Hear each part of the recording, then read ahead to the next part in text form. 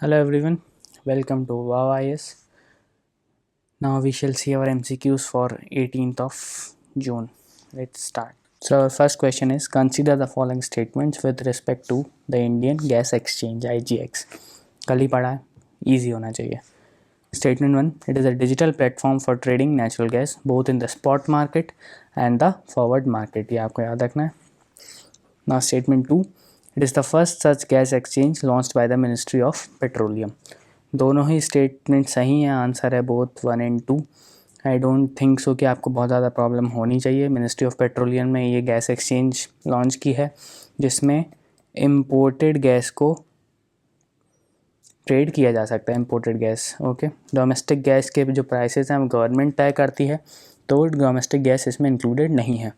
And it is a digital platform for trading natural gas both in the spot market and the forward market. दोनों market में, spot market में जो currency exchange rate उस time पर रहती है, that is the spot market, और forward market जो एक फ्यूचर डेट पे डिसाइड होता है. ओके, तो दोनों में ये अवेलेबल है और बायर्स और सेलर साथ में आते हैं तो प्राइस डिस्कवरी ईजी हो जाती है. ओके, और फेयर प्राइस आप ले सकते हैं. फेयर प्राइस पे करने पे आपको गैस मिलेगी. दूसरी इंपॉर्टेंट चीज़ ये है कि ये शॉर्ट टर्म कॉन्ट्रैक्ट के लिए भी है. 1 मंथ, ओके, 1 डे आप इसमें भी कॉन्ट्रैक्ट कर सकते हैं. जो अभी जो ट्रेडिंग होती है वो 6 महीने से 1 साल तक के लिए होती है. ओके, तो ये शॉर्ट टर्म कॉन्ट्रैक्ट भी इसमें पॉसिबल है. Now let's move forward. Next question is consider following statements related to pangolin. Pangolin भी हमने कल डिस्कस किया था, तो this should also be very easy. Statement 1, it is the only scaly mammal on the planet.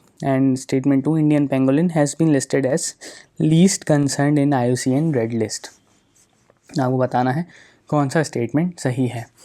पहला statement देखते हैं, it is the only scaly mammal on the planet. This is correct. Scaly होता है ये mammal, scales होते हैं. We have already seen this, this is easy. दूसरा statement, Indian pangolin has been listed as least concern, तो ये statement गलत है. लीस्ट कंसर्न नहीं होता है, इसको लिस्ट किया गया है एंडेंजर्ड कैटेगरी में. Okay, endangered. 2 टाइप के पेंगोलिन स्पीशीज़ होते हैं, एक होता है Chinese pangolin and other one is the Indian pangolin. Chinese pangolin हमारे यहाँ नॉर्थ ईस्टर्न स्टेट्स में पाया जाता है, हिमालयन रीजन में, और Indian pangolin distributed all over the country. तो आंसर है हमारा A1 ओनली. कल हमने देखा था कि चाइनीज़ पेंगोलिन जो स्केल्स होते हैं उसको ट्रेडिशनल मेडिसिन सिस्टम से हटा दिया था चाइना ने, तो उसके क्या क्या इम्पैक्ट्स पड़ेंगे वो हमने कल डिस्कस किए थे. अगर आपने कल का करंट अफेयर्स मॉड्यूल नहीं देखा है तो please refer to it. Okay, current affairs of 16th June, please refer to it. Okay, so अगला क्वेश्चन है, consider the following statements with respect to Stockholm International Peace Research Institute. Statement 1, it is a UN specialized agency to research into conflict and disarmament. And statement 2, Global Terrorism Index is released by CPRI biannually. Okay, so Stockholm International Peace Research Institute, this is a think tank in an independent international institute dedicated to research into conflict, armaments, arms control and disarmament. Independent है ये, तो UN की specialised agency नहीं है. ये statement हो जाता है हमारा गलत. Okay, now it was established in 1966, 1966 में इसको बनाया गया था स्टॉकहोम स्वीडन में. And it provides data analysis and recommendations based on open sources to policy makers, researchers, etcetera etcetera. Top 5 largest spenders accounted for 62% of the global expenditure. ये इस बार की जो रिपोर्ट निकाली थी वो है. सबसे ज़्यादा जो न्यूक्लियर स्टॉक पाइल है वो है रशिया पे, देन USA. ओके, इंडिया हमारा जो है वो काफ़ी नीचे आता है, और जो इस बार की रिपोर्ट थी उसमें ये भी दिया हुआ है कि चाइना एंड पाकिस्तान, इन दोनों के जो न्यूक्लियर वॉरहेड्स हैं those are greater than India. दोनों के ही इंडिया से ज़्यादा हैं. ओके, आंसर है हमारा D, नीदर 1 और 2. जो ग्लोबल टेररिज्म इंडेक्स है that is not release by CPRI. ये CPRI नहीं निकालता है. इसकी जो एनुअल रिपोर्ट्स है इसको बोलते हैं trends in world military expenditure. Okay, जो ग्लोबल टेररिज्म इंडेक्स है वो रिलीज़ करता है institute of economics and peace, IEP, institute of economics and peace. ये आपको याद रखना है. Now let's move forward. Question number 4, consider the following statement with respect to Gateway Lunar Orbit Outpost.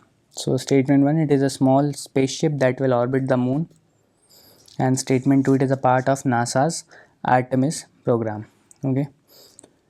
So recently the National Aeronautics and Space Administration NASA has finalized the contract to design the habitation and logistics outpost HALO for its Gateway Lunar Orbiting Outpost HALO.